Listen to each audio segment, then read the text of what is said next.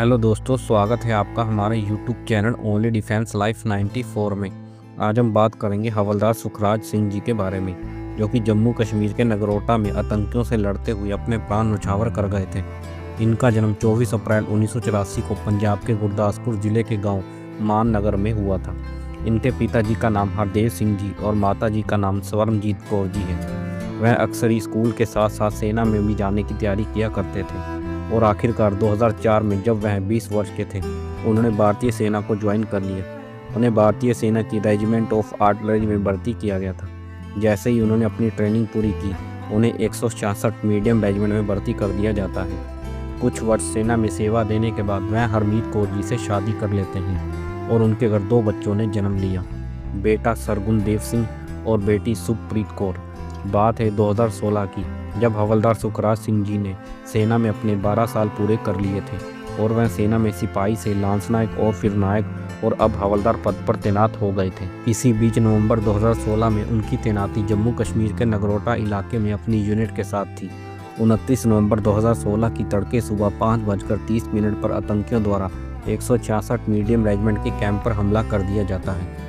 आतंकियों ने सोते हुए जवानों पर हमला किया और ऑफिसर मेस में घुसकर वहां रह रहे परिवारों को बंधक बना लिया और आतंकियों ने सुरक्षित जगह को चुनते हुए गोलीबारी शुरू कर दी।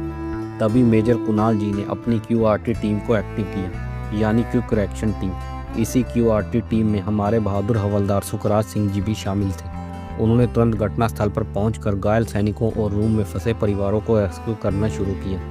हवलदार सुखराज सिंह जी अपनी टीम के साथ मिलकर अपनी ड्यूटी को पूरी बहादुरी से निभा रहे थे। इसी बीच 51 इंजीनियर रेजिमेंट की QRT टीम भी पहुंच जाती है और फिर तभी CRPF और जम्मू कश्मीर पुलिस के जवान भी पहुंच जाते हैं। सुरक्षा बलों द्वारा अपनी अपनी ड्यूटी निभाते हुए आतंकियों को एक जगह घेर लिया गया और अंदर फंसे लोगों को रेस्क्यू किया गया। अब सेना द्वारा आतंकियों को ढेर करने के लिए ऑपरेशन चलाया गया। हवलदार सुखराज सिंह जी लगातार अपने हथियार से आतंकियों को निशाना बना रहे थे।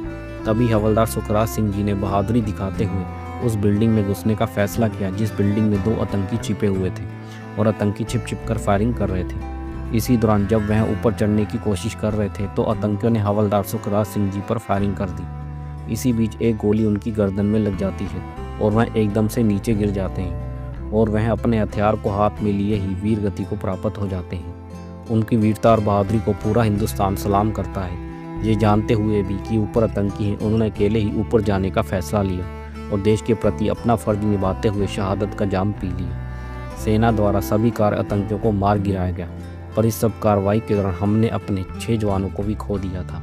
मेजर अक्षय गिरीश जी, मेजर कुणाल गोस्वामी जी, नायक चितरंजन जी, लांस नायक कदम संभा जी, ग्रेनेडियर राघवेंद्र सिंह जी, राइफलमैन असीन राय जी। पूरे सैनिक सम्मान के साथ हवलदार सुखराज सिंह जी को उनके गांव में अंतिम विदाई दी गई। भगवान हमारे बहादुर जवान की आत्मा को शांति दे।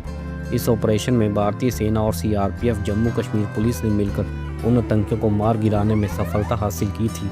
उन्हीं जवानों में से एक भारतीय सेना के जवान लखविंदर सिंह जी भी थे, जिन्होंने बहादुरी से आतंकियों का सामना किया था। अब वह सेना से रिटायर हो चुके हैं और एक सरकारी स्कूल में सिक्योरिटी गार्ड की नौकरी कर रहे हैं। हम सब मिलकर उन जवानों को सलाम करते हैं जिन्होंने इस ऑपरेशन में शहादत का जाम पिया और जिन जवानों ने आतंकियों का बहादुरी से सामना किया। हवलदार सुखराज सिंह जी अमर रहें। जय हिंद, जय भारत। ऐसे और जाबाज सैनिकों की स्टोरी सुनने के लिए आप हमारे YouTube channel only defence life 94 को सब्सक्राइब करें। जय हिंद।